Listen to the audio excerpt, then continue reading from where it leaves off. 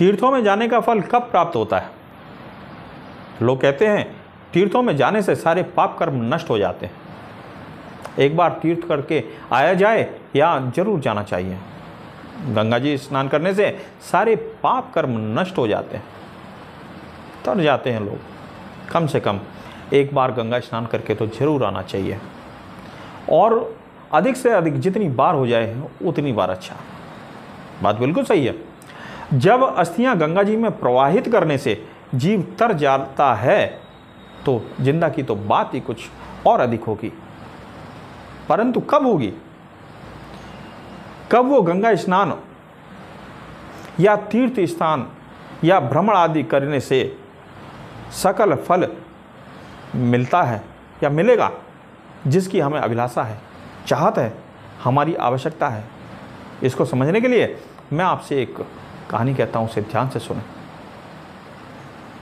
एक बार माता पार्वती जी ने श्री प्रभु जी से पूछा, सब प्रेम पूछा, नाथ, गंगा स्नान करने से सारे पाप नष्ट हो जाते हैं, तो क्या ये सारे मनुष्य तर जाएंगे या इन सब के पाप कर्म नष्ट हो जाएंगे जो यहाँ स्नान करने आए हैं अथवा आते हैं?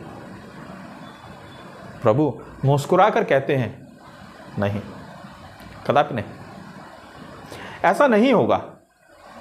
माता पार्वती जी ने पुनः बोला, पर क्यों? प्रभु बोले, देवी, इनके आचरणों में ही पाप है, मन में भी पाप है। जो माया की फांस में फंसकर जब ये कराने लगते हैं ना, जब सब तरफ से इनको हानि होने लगती है, विकार बुद्धि को कब्जा लेते हैं, तो इन्हें ईश्वर याद आने लगते हैं। तब कोई सज्जन जीव इन्हें बताता है कि तीर्थ स्नान करके आओ, देवी दर्शन करके आओ, गंगा स्नान करके आओ, इत्यादि इत्यादि करने से तुम्हारे पाप कर्म कम हो जाएंगे, जीवन आनंद से भर जाएगा। तो ये स्नान करने के लिए चल देते हैं, परंतु विकार साथ लेकर चलते हैं।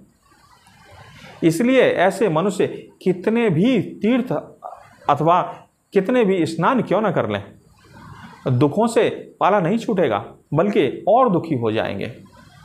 शिव जी ने कहा, चलो देवी, वह गंगा स्नान का मार्ग है, वहाँ चलकर एक लीला करते हैं। देवी, आप हमारा सहयोग करना। वहाँ पर सभी लोगों के मिलने से आपको ज्ञात हो जाएगा कि कौन तरेगा, अन्यथा कौन नहीं तरेगा। माता पार्वती जी ने सुंदर स्त्री का वेश बनाकर, साज श्रृंगार कर राह में एक किनारे पर बैठ जाती हैं, और उनके साथ ही प्रभु शिव एक बीमार कोढ़ी का रूप बनाकर बैठ जाते हैं। गंदे वस्त्र पहने, मरणासन अवस्था में बीमार बनकर और कोढ़ी का रूप बनाकर बैठे हैं एक किनारे पर। आज गंगा स्नान का दिन है। उस राह से सैकड़ों लोग निकलकर गंगा स्नान करने के लिए जा रहे। माता पार्वती जी, जो कि एक लीला कर रही थी, राहगीरों से विनती करके कहती हैं, सुनो, मेरी आपसे एक विनती है। मेरे पति बहुत बीमार हैं, चलकर हम गंगा तक नहीं जा सकते। कोई हमारे पति को अपनी पीठ पर बैठाकर गंगा स्नान अगर करवा दे, हमारे पति बीमारी से मुक्त हो जाएंगे। सो आप हमारे ऊपर कृपा करें, मेरे पति को उठाकर गंगा स्नान करवा दें। आपको बहुत ही ज़्यादा पुण्य प्रताप मिलेगा। लोग उनकी बातें सुनते और आगे चले जाते। कुछ लोग कहते, इतनी सुंदर होकर ऐसे पति के साथ कैसे निभा रही हैं? इन्हें छोड़ो, आपकी उम्र तो काफ़ी लंबी है, जीवन काफ़ी लंबा है, छोड़ दो इन्हें। इनके साथ इनकी बीमारी भी आपको लग जाएगी, आप भी बीमार हो जाएंगे। इन्हें छोड़ दो। कोई कुछ कहता, कोई कुछ कहता, तो कोई कुछ कहता। लोग अपना ज्ञान बांटते और आगे चले जाते। जो भी आता सुंदर स्त्री को देखता, ज्ञान बांटता थोड़ा सुनता, देखता और चला जाता। लोगों का ऐसा दृश्य देखने की वहां पर भीड़ सी लग गई। परंतु एक युवक उस भीड़ को पार करता उनके पास आ पहुंचा, सारी बातें सुनी और उनके पति को अपनी पीठ पर बैठा लिया और गंगा जी स्नान करने के लिए आगे बढ़ गया।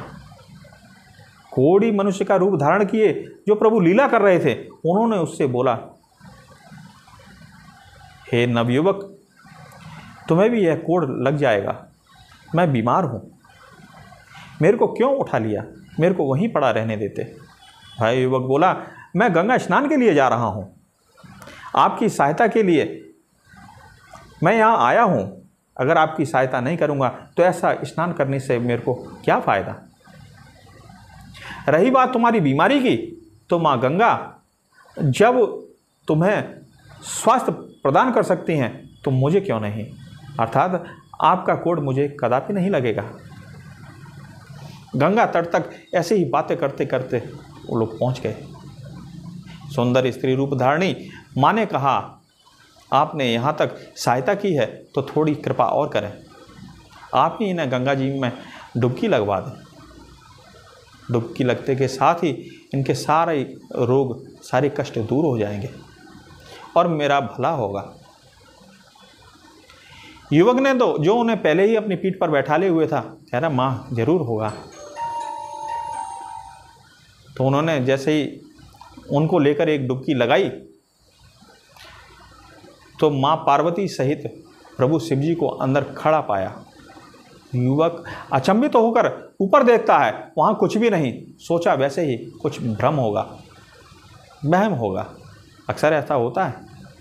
जैसे ही युवक ने दोबारा डुबकी लगाई तो जो कोढ़ी का रूप धारण किए हुए थे वो उतरकर महादेव हो गए और उनके साथ चलने वाली उनकी अर्धांगिनी माता पार्वती जी में रूपांतरित हो गई, अथवा अपने असली रूप में आ गए दोनों की दोनों।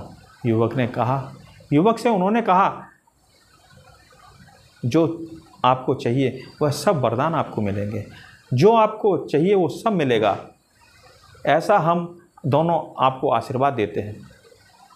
तुम्हें यह पुण्य प्रताप तुम्हारे कर्मों से ही मिला है। ऐसा आशीर्वाद देकर दोनों अंतर्ध्यान हो गए। दोस्तों, आप सीख गए होंगे, आप समझ गए होंगे कि तीर्थों पर हमें कैसे जाना चाहिए। जब भी तीर्थ स्थान पर जाओ तो अपनी अच्छी मानसिकता के साथ जाओ, अच्छे विचारों के साथ जाओ, परमार्थ स्वभाव के साथ जाओ। दान धर्म मन में धारण करके जाना चाहिए और वही धारण करके जाओ, बहुत पुण्य प्रताप मिलेगा।